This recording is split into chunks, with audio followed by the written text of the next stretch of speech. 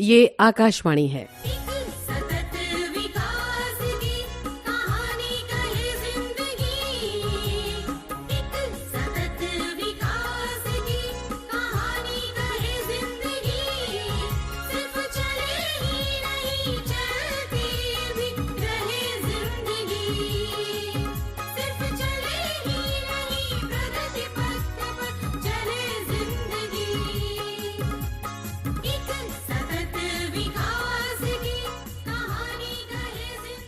चलती रहे जिंदगी प्रस्तुत है आकाशवाणी और विज्ञान प्रसार के संयुक्त प्रयास से तैयार सतत विकास की आपदाओं की समझ और प्रबंधन पर आधारित विज्ञान धारावाहिक चलती रहे जिंदगी की 13वीं कड़ी, ऊर्जा दक्षता बढ़ाती।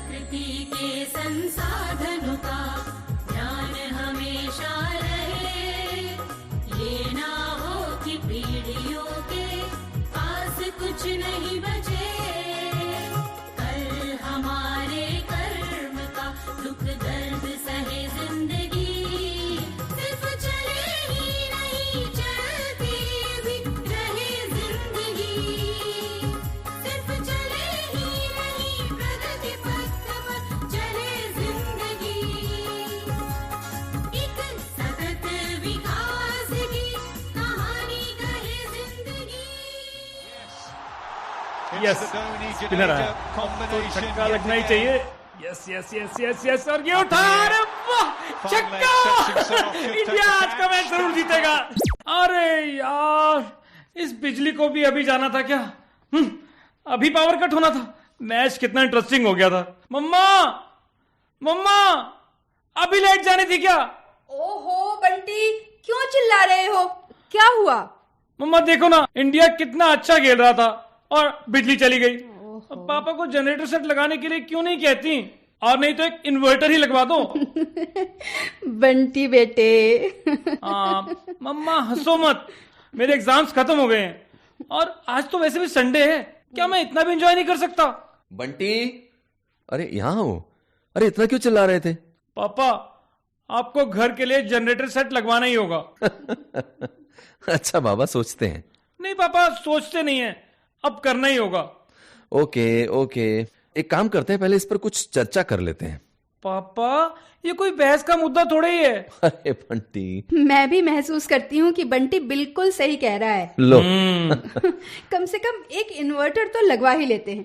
कितने दिनों से ये छोटे मोटे काम यूं ही टाले जा रहे हैं। खैर, तुम लोग बातें करो, मैं खाने का इंतजाम करती हूँ। ठीक है मम्मी। पापा देखा, मम्मी बिल्कुल ठीक कह रही हैं। हाँ बेटा, सुनो, अब तुम बड़े हो गए हो, बात को समझो। ठीक है पापा। शाबाश बेटा। तो बंटी, एक सवाल था तुमसे। पूछिए पापा। ये बताओ कि ये आखिर पावर कट क्यों होता है? लो, very simple question, due to power cut. Okay, और ये लोड शेडिंग क्यों? बिजली की कमी के कारण। अर्ध सत्य। देखो, क्योंकि मांग ज्यादा है और उपलब्धता सीमित। That is a demand versus supply Spectre.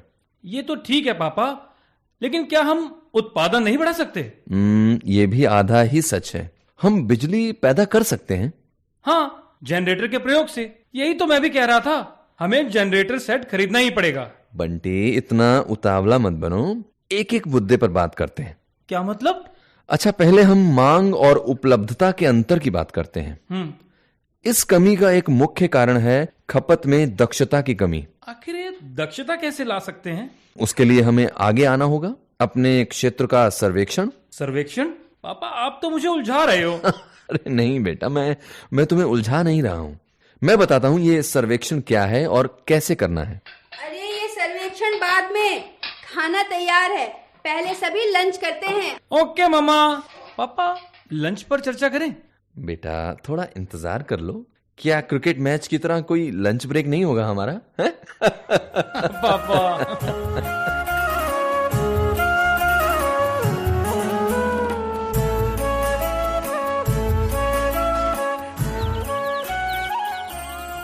पापा पापा। अरे आ रहा हूं बंटी। क्या हुआ बेटा, बताओ। पापा, मेरा सर्वेक्षण पूरा हुआ और मैंने कुछ नतीजे भी निकाले हैं। अरे वाह, बहुत खूब। बंटी, तुमने बहुत बड़ा काम किया है, और वो भी सिर्फ एक हफ्ते में। पापा, मैंने देखा है कि ज्यादातर दुकानों में ट्यूबलाइट और हैलोजन लाइट को काम में लिया जा रहा है। कुछ ही बड़े शोरूम हैं जिसमें एलईडी का उपयोग किया जा रहा है। देखो बंटी, एलईडी बल्ब का उपयोग तो हो रहा है, परंतु बहुत कम। अगर हम एलईडी बल्ब प्रयोग में लाएं तो बहुत ऊर्जा बचा सकते हैं। अच्छा। एलईडी बल्ब दूसरे सीपीएल बल्बों की भांति पर्यावरण को प्रदूषित भी नहीं करते। अच्छा। और एलईडी के प्रयोग से अच्छी रोशनी और साथ में कम खर्च, यानी आम के आम गुठलियों के दाम। अरे वाह, क्या बात बताइए पापा। और बेटा, इसी तरह से एलईडी से हम ऊर्जा की खपत को कम कर सकते हैं। इसे ही कहते हैं ऊर्जा दक्षता। बिल्कुल पापा, ऊर्जा दक्षता से ही संभव है ऊर्जा बचत और बिजली कटौती से छुट्टी। हाँ बेटा, इसीलिए हमारी सरकार एलईडी के प्रयोग पर जोर दे रही है और साथ में बढ़ावा भी। लेकिन पापा, इसके लिए लोगों में चेतना लानी होगी, जो कि विशेष अभियान चलाकर लाई जा सकती है। बिल्कुल सही कहा बंटी, हमारी सरकार ये सब कुछ कर रही है। अच्छा। इसके लिए सन 2008 में राष्ट्रव्यापी एक कार्यक्रम शुरू किया गया था और ग्लोबल वार्मिंग को कम करने वाले 8 बिंदुओं में से एक ऊर्जा दक्षता पर जोर देना भी है। पापा, आप क्या कह रहे थे, वो जलवायु परिवर्तन पर एक्शन प्लान? हाँ, परंतु इन दोनों में आपस में क्या संबंध है? बहुत गहरा संबंध है बेटे। वो कैसे पापा? देखो, हमें विद्युत ऊर्जा तापीय विद्युत संयंत्रों से प्राप्त होती है। लगभग भारत में खपत होने वाली विद्युत का 70% भाग इन्हीं संयंत्रों से उपलब्ध होता है। अच्छा। हाँ, थर्मल प्लांट हमारे देश में ऊर्जा का मुख्य स्रोत हैं। खपत ऊर्जा के आधार पर इन्हें हम कोयला, गैस और डीजल की श्रेणियों में बांट सकते हैं, परंतु 62% से अधिक विद्युत ऊर्जा हमें कोयला तापीय संयंत्रों से प्राप्त होती है। अरे हाँ पापा, समझ में आया। जब हम कोयले का प्रयोग करते हैं तो भाप उत्पादन के चक्र में पर्यावरण प्रदूषण बढ़ता है। हाँ बेटा, बिल्कुल सही बोला। कार्बन के उत्सर्जन से ग्लोबल वार्मिंग की समस्या भी बढ़ती है। इसलिए विद्युत की खपत को बहुत सोच समझ कर करना चाहिए। हाँ, मैं जानता हूँ पापा। जब हम काम नहीं ले रहे हों या घर पर नहीं हों तो सभी बिजली के स्विच को बंद कर देना चाहिए। सही समझे तुम। और ये घर पर ही नहीं बेटा, कार्यालय और सार्वजनिक स्थानों पर भी ऐसा ही करना चाहिए। पंखे, बल्ब व ट्यूबलाइट्स सब चीजें बंद कर देनी चाहिए। ऊर्जा खपत की दक्षता के लिए एसी के तापमान को भी 24 डिग्री से 26 डिग्री सेल्सियस के मध्य रखना उचित रहता है। हाँ, सही कहा बंटी, अब तुम काफी समझदार हो गए हो। लेकिन पापा, हम सौर ऊर्जा को क्यों नहीं अपनाते? हमारे देश में तो इसकी कमी नहीं है। सही कहा। हमारे देश के लिए ये बहुत काम की चीज है बेटा। साफ सुथरी, प्रदूषण रहित ऊर्जा का स्रोत। भारत ने कार्बन उत्सर्जन को कम करने का निश्चय किया है। पेरिस सम्मेलन में हमारे देश ने कार्बन उत्सर्जन की मात्रा 2030 में 2005 में की गई मात्रा का 1/3 करने का वादा किया है। अच्छा। और हमारी सरकार सूर्य ऊर्जा को अनेक क्षेत्रों में बढ़ावा देने का प्रयास भी कर रही है। अरे वाह। जैसे पानी को गर्म करना, खाद्य पदार्थों को सुखाना, उद्योगों, कृषि क्षेत्र आदि में। लेकिन पापा, इसमें तो खर्च बहुत आता है। हाँ, खर्च एक अड़चन है। और दूसरा, सोलर पैनल लगाने के लिए अधिक जगह की जरूरत भी तो पड़ती है बेटा। हाँ, ये तो है। हाँ बेटा, हमारे वैज्ञानिक शोध कार्यों में लगे हुए हैं और नए नए तरीके खोज रहे हैं। कौन से तरीके पापा? जैसे सोलर वृक्ष। सोलर वृक्ष सुनने में अच्छा लग रहा है। हाँ, हमारे देश में जमीन अधिग्रहण एक बड़ी समस्या है। कई बार इससे लड़ाई झगड़े और धरना प्रदर्शन की नौबत तक आ जाती है। अच्छा, ऐसा है पापा? हाँ बेटा, इस सोलर वृक्ष का मकसद कम जगह में ज्यादा से ज्यादा सौर ऊर्जा का इस्तेमाल करना होता है। वो कैसे पापा? देखो, सोलर पेड़ पर फोटोवोल्टिक पैनल लगाए जाते हैं। अच्छा। ये पैनल्स स्टील की टहनियों पर अलग अलग जगह और दिशाओं पर स्थापित किए जाते हैं। ओके। इसी विधि में 5 किलोवाट विद्युत उत्पादन करने के लिए 4 वर्ग फुट जगह पर्याप्त है। 4 वर्ग फुट? सामान्य स्थिति में इसके लिए 400 वर्ग फुट की जरूरत पड़ती है। वाह। इस विधि से 100 गुना तक जगह की बचत होती है बेटा। और वैज्ञानिकों का मानना है कि एक सोलर वृक्ष से 5 घरों की विद्युत आपूर्ति की जा सकती है। 5 घरों की? वाह, क्या चमत्कार है। हमारे वैज्ञानिकों ने करके दिखा दिया है पापा। हाँ बेटा, CSIR केंद्रीय यांत्रिकी अभियांत्रिकी अनुसंधान संस्थान के वैज्ञानिकों ने ये सब किया है। कलकत्ता में स्थित इस संस्थान के वैज्ञानिकों ने सोलर ऊर्जा के क्षेत्र में कई नए आविष्कार किए हैं। पापा, इन सोलर पैनल्स को साफ कैसे करेंगे? क्योंकि ऊंचाई पर होने की वजह से ये तो बहुत बड़ी समस्या है। बहुत अच्छा प्रश्न। बेटा, हमारे वैज्ञानिकों ने इस पर भी काम किया है। वो क्या? इसके लिए स्वतः चलने वाले पानी के फव्वारों का प्रावधान किया गया है। ओके। इससे इस पैनल की कार्य क्षमता बढ़ जाती है। अरे वाह, ये भी एक करिश्मा है। बंटी, इस सोलर पैनल की एक और विशेषता है। वो कौन सी पापा? देखो, हम जरूरत पड़ने पर इस पैनल की दिशा भी बदल सकते हैं। ओ, इसका मतलब जैसे जैसे सूर्य की स्थिति बदलती है वैसे वैसे इस पैनल की स्थिति भी बदल जाती है। बिल्कुल सही कहा तुमने। और इससे इसकी कार्य क्षमता बढ़ जाती है। अधिक ऊंचाई पर सूर्य की रोशनी भी ज्यादा मिलती है। इससे 10 से 15% अधिक ऊर्जा पैदा की जा सकती है। वाह पापा, हमारी सरकार द्वारा और दूसरे संस्थाओं द्वारा इस क्षेत्र में और क्या कार्य हुए हैं? मैं अधिक जानकारी एकत्र करने का प्रयास करूंगा। और इन जानकारियों के लिए एक और सुगम साधन है, जानना चाहोगे? हाँ हाँ, कौन सा पापा? मेरी एक कलीग हैं, उनका नाम है सोनिका शिनाई। वो एक एनजीओ चलाती हैं जो कि ऊर्जा संरक्षण के क्षेत्र में जन जागृति का काम करती हैं।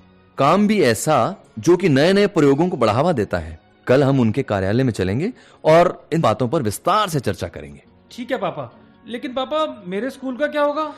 स्कूल एक दिन के लिए छुट्टी ले लो। भाई, आखिर ये भी तो तुम्हारे प्रोजेक्ट से जुड़ा हुआ है।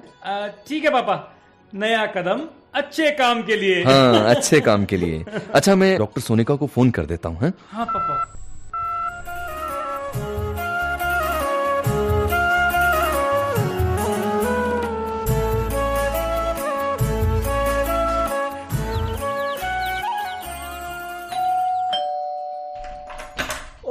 आइए आइए, प्लीज प्लीज कम इन कम इन कम। शुक्रिया। हाय मनीष, स्वागत है तुम्हारा। इतने सालों बाद मिल रहे हो। हाँ बिल्कुल। ओह हेलो दोस्त, I think you are Bunty. Bunty, कैसे हो? नमस्ते आंटी, आई एम फाइन। आप कैसी हैं? मैं भी अच्छी हूँ बेटा। बंटी, यही है सोनिका आंटी। अच्छा बंटी, एक चीज कहना चाहती हूँ। Yes. I am not your madam, call me aunty, ठीक है? ठीक है मैडम। Sorry aunty. अच्छा, अब काम की बात पर आते हैं। जैसा मनीष ने मुझे फोन किया था, बताओ मनीष, मैं तुम्हारी क्या मदद कर सकती हूँ? सोनिका, तुम जो काम कर रही हो वो बहुत बेहतरीन है और सभी इसकी प्रशंसा करते हैं। ऊर्जा दक्षता की ओर ये एक नया कदम है। हाँ वो तो ठीक है मनीष, बहुत महत्वपूर्ण भी है। आप बंटी को इस दिशा में किए जा रहे कामों के बारे में थोड़ा विस्तार से बताएंगी कि सरकार की क्या क्या योजनाएं हैं? बिल्कुल बताऊंगी मनीष, और मेरे लिए तो ये बड़े सौभाग्य की बात होगी। बंटी भी जानेगा और फिर अपने दोस्तों को भी बताएगा। क्यों बंटी? हाँ आंटी, मैं अपने फ्रेंड्स को जरूर बताऊंगा। बहुत अच्छी बात है। अच्छा, हम आपको कुछ बताते हैं बंटी जी। हम लोगों को ऊर्जा दक्षता को कैसे बढ़ाया जा सकता है इस बारे में बताते हैं। और ये तो सभी जानते हैं कि ऊर्जा हमारे लिए कितनी महत्वपूर्ण है। घरों के अतिरिक्त ये काम उद्योगों में, बड़ी बड़ी इंडस्ट्रीज में, यातायात के साधनों में, और जो व्यापारिक प्रतिष्ठान होते हैं ना, जो बड़े बड़े व्यापार के केंद्र होते हैं, वहाँ पर ये कैसे काम करते हैं इस बारे में हम बताते हैं। और विशेषकर बंटी, हम जो सरकार इस बारे में योजनाएं चला रही है, जो सहयोग दे रही है, और खास करके जो शहरी क्षेत्र हैं और जो ग्रामीण क्षेत्र हैं, उसके बारे में काम कैसे हो रहा है वो बताना चाहूंगी। और बंटी, हमारी सरकार भी इस दिशा में अभियान चला रही है, पता है? बिल्कुल सही कहा मनीष तुमने। बंटी, सन 2015 में माननीय प्रधानमंत्री ने प्रकाश पथ, सुन रहे हो ना? जी जी जी। प्रकाश पथ नाम से एक योजना की शुरुआत की। इस योजना में एलईडी लैंप और बल्ब को कैसे बढ़ावा दिया जा सकता है उस पर जोर दिया गया। और यहाँ तक कि बिजली की जो आपूर्ति करने वाली कंपनियां हैं, वो भी स्टार रेटिंग वाले पंखे भी छूट पर उपलब्ध करा रही है। अच्छा, पर मुझे एलईडी बल्ब के बारे में तो नॉलेज है, लेकिन पंखों की नई तकनीक क्या है? बहुत अच्छा प्रश्न किया है आपने। हम हरित ऊर्जा, जैसे कि सोलर पावर को उससे बढ़ावा मिलता है, ये जो हरित ऊर्जा होती है ये हम सब के लिए बहुत उपयोगी है। और हम आपको बताएं बंटी कि भारत विश्व का पहला देश है जहां सबसे पहले 1980 में अलग से गैर पारंपरिक ऊर्जा स्रोत मंत्रालय की स्थापना की गई थी। वाह, क्या बात है, ये तो मुझे भी मालूम नहीं था सर। देखो, एक और बहुत उपयोगी बात आपको बताते हैं बंटी कि भारत की जो ऊर्जा नीति है ना, वो मांग और खपत के अंतर को ध्यान में रख के तैयार की जाती है। और जिसका मुख्य बिंदु होता है कि जो पारंपरिक स्रोत हैं जिनसे ऊर्जा पैदा होती है उन पर ध्यान देना, जिसमें सबसे मुख्य मैं कहूंगी वो है परमाणु ऊर्जा, सोलर ऊर्जा, पवन ऊर्जा। जानते हो, हमारा देश अपने गांव के विद्युतीकरण के लिए नवीनीकरण ऊर्जा को बढ़ावा दे रहा है। अच्छा, परमाणु ऊर्जा के बारे में आपका क्या कहना है आंटी? बंटी, तुम जानते हो परमाणु ऊर्जा से होने वाली विद्युत ऊर्जा का उत्पादन हमारे देश में 5वें नंबर पर है। थर्मल और जल विद्युत परियोजनाएं इनमें प्रमुख हैं। सन 2016 में हमारे यहाँ कुल 22 परमाणु ऊर्जा संयंत्र थे, जो कि देश के 7 अलग अलग स्थानों पर स्थापित किए गए थे। इनकी विद्युत उत्पादन क्षमता 6,780 मेगावाट है और आज ये रिएक्टर 30,000 मेगावाट से अधिक विद्युत का उत्पादन कर रहे हैं। और बताएं आपको, 11 नए परमाणु संयंत्रों की और स्थापना की जा रही है। इससे 80,000, समझ रहे हो ना, 80,000 मेगावाट अतिरिक्त बिजली पैदा की जा सकेगी। अरे वाह, इसके बाद तो लोड शेडिंग की समस्या से निजात मिल जाएगी। बिल्कुल ठीक कहा तुमने। लेकिन एक और खास बात यह है कि जो उपभोक्ता उत्पादन खर्च के आधार पर चार्ज किए अपने बिजली के बिलों का भुगतान करते हैं, उनको तो 24 घंटे निर्बाध विद्युत ऊर्जा पूर्ति की जानी चाहिए ना। हाँ सोनिका, सैद्धांतिक तौर पर ये बिल्कुल सही है, परंतु बहुत बड़ा चैलेंज है। चैलेंज तो है। लगभग 56% घरों में, जो कि ग्रामीण क्षेत्रों में है मनीष, आज भी वहाँ बिजली की आपूर्ति नहीं हो पाई है। और इसके लिए हमें विशेष कोशिश करनी होगी, प्रयास करने होंगे। और खास करके गरीबी रेखा से नीचे जो जीवन यापन करते हैं लोग, उनको हमें अपने ध्यान में जरूर रखना होगा। हाँ सोनिका, और इसके लिए हमें ऊर्जा खपत के न्याय संगत तरीके अपनाने होंगे। बिल्कुल ठीक कहा तुमने। ये हमारा नैतिक दायित्व भी बनता है। अंतर्राष्ट्रीय स्तर पर भी इस दिशा में बहुत काम हो रहे हैं और ज्यादा काम करने की आवश्यकता है। किस प्रकार के काम आंटी? बंटी, विद्युत के किफायती उपयोग के साथ, यानी बचत तो हमें करनी है बिजली की, तो बिजली की किफायती बचत के साथ साथ हमें स्टार मार्क वाले उपकरण का प्रयोग करना चाहिए। तुमने देखा होगा ना, बाजार में 3 स्टार, 4 स्टार टेलीविजन भी मिलते हैं, एसी भी मिलते हैं, देखा होगा ना। पर आंटी, इनकी कीमत यानी इनका प्राइस ज्यादा नहीं होता क्या? हाँ, थोड़ा ज्यादा तो होता है, लेकिन बंटी ये विद्युत खपत भी तो कम करते हैं और इस प्रकार इनका मूल्य ज्यादा एक तरह से नहीं कहा जा सकता। हाँ, बिल्कुल सही कहा, ऐसा ही है। आजकल विद्युत उपकरणों की स्टार रेटिंग की जाती है और ये काम ऊर्जा मंत्रालय के तहत वाली संस्था करती है। अब मैं तुम्हें बताऊंगी कि वो संस्था कौन सी है। वो है ब्यूरो ऑफ एनर्जी एफिशिएंसी। अच्छा, एक और दूसरी ओर गैस स्टोव होते हैं, गैस उपकरण होते हैं, उनकी जो स्टार रेटिंग है वो PCRA यानी कि पेट्रोलियम कंजर्वेशन रिसर्च एसोसिएशन करती है। अच्छा, समझे बंटी, जितने ज्यादा स्टार मतलब कम ऊर्जा खपत और अधिक बचत। बिल्कुल सही कहा मनीष, बिल्कुल सही कहा। कम ऊर्जा खपत से ग्रीन हाउस प्रभाव भी कम होता है, इसलिए उपकरणों को खरीदते समय स्टार रेटिंग का ध्यान हमें जरूर रखना चाहिए। बी की स्थापना 2001 में ऊर्जा संरक्षण कानून बनाने के साथ हुई थी और इस कानून में बड़े भवनों के निर्माण के लिए कुछ नियम बनाए गए। विभिन्न उपकरण जिनमें ऊर्जा खपत होती है, उन पर ऊर्जा खपत का लेबल लगाना आवश्यक हो गया। हाँ आंटी, समझा। मैंने हरित भवनों के बारे में पढ़ा है। इनमें गैर पारंपरिक ऊर्जा स्रोतों का प्रयोग ज्यादा से ज्यादा किया जाता है। और सबसे बड़ी बात ये कि प्राकृतिक रोशनी और हवा का प्रावधान ऐसे भवनों में अधिक से अधिक होता है। ऐसा होने पर तो आंटी हम खुद ही विद्युत का उपयोग कम करेंगे। इसीलिए मैं खिड़कियों और रोशनदान को खोलने के लिए कहता हूँ। देखो बंटी, ऊर्जा दक्षता के लिए आवश्यकता है उन्नत तकनीक, नए तरीके और ऊर्जा बचत के सफल प्रयासों की। और बंटी, वाहनों में भी नई नई तकनीक अपनाई जा रही है। अच्छा पापा? हाँ, इससे फॉसिल फ्यूल पर निर्भरता कम होगी, जैसे कि पेट्रोल और डीजल। और एक बात और है, अंतर्राष्ट्रीय ऊर्जा एजेंसी के अनुसार उन्नत टेक्निक द्वारा भवनों, कारखानों और यातायात के साधनों में 2050 तक 1/3 ऊर्जा की खपत कम की जा सकेगी और इससे विश्व स्तर पर ग्रीन हाउस गैसों के उत्सर्जन में भी कमी आएगी। आशा है हम इस लक्ष्य को प्राप्त कर पाएंगे। क्यों नहीं? ऊर्जा दक्षता और नवीकरणीय ऊर्जा टिकाऊ विकास के 2 प्रबल स्तंभ हैं।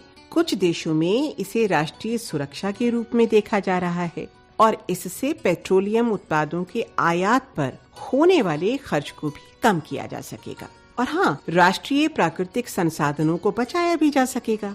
हमें ऊर्जा से संबंधित इन मुद्दों पर विशेष ध्यान देना होगा।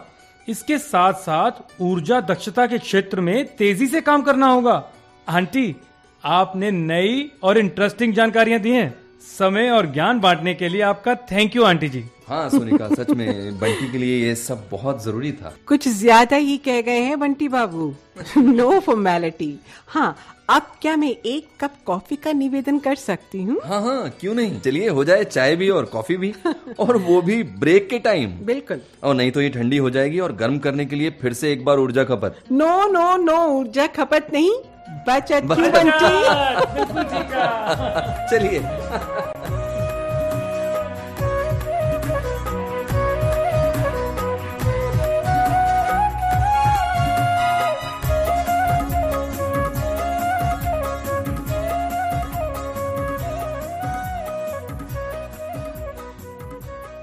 चलती रहे जिंदगी। अभी आप आकाशवाणी और विज्ञान प्रसार के संयुक्त प्रयास से तैयार प्राकृतिक आपदाओं की समझ और प्रबंधन पर आधारित विज्ञान धारावाहिक चलती रहे जिंदगी की 13वीं कड़ी सुन रहे थे। ऊर्जा दक्षता बढ़त। समन्वय दिलीप झा, डॉक्टर आर गोपीचंद्रन और डॉक्टर बी.के. त्यागी। आलेख हेमंत लागवांकर। हिंदी अनुवाद डॉक्टर आर.एस. यादव। निर्देशन काजल सूरी। प्रस्तुति सहायक नेहा टाक। भाग लेने वाले कलाकार थे सचिन कथूरिया, अनुराग अरोड़ा, शोभना भारद्वाज और डॉक्टर ऋतु राजपूत।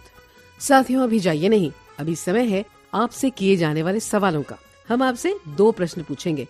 सही उत्तर भेजने वाले श्रोताओं को लकी ड्रॉ द्वारा निकाले गए परिणामों के आधार पर विज्ञान प्रसार द्वारा आकर्षक पुरस्कार दिए जाएंगे। हमारा आज का पहला प्रश्न है, पारंपरिक ऊर्जा और गैर पारंपरिक ऊर्जा के क्या स्रोत हैं? और दूसरा प्रश्न है, ऊर्जा उपकरणों में स्टार रेटिंग का क्या महत्व है? हमारा पता नोट करें। विज्ञान धारावाहिक चलती रहे जिंदगी द्वारा केंद्र निदेशक, कमरा नंबर 615, नव प्रसारण भवन, आकाशवाणी, संसद मार्ग, नई दिल्ली 110001।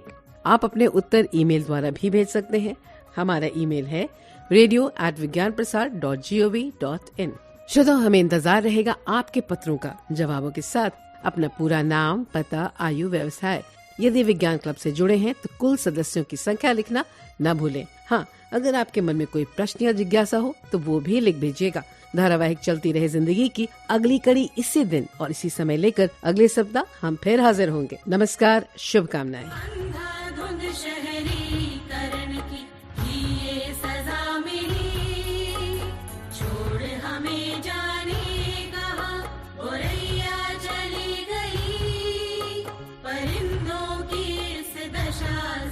कुछ तो कहे जिंदगी।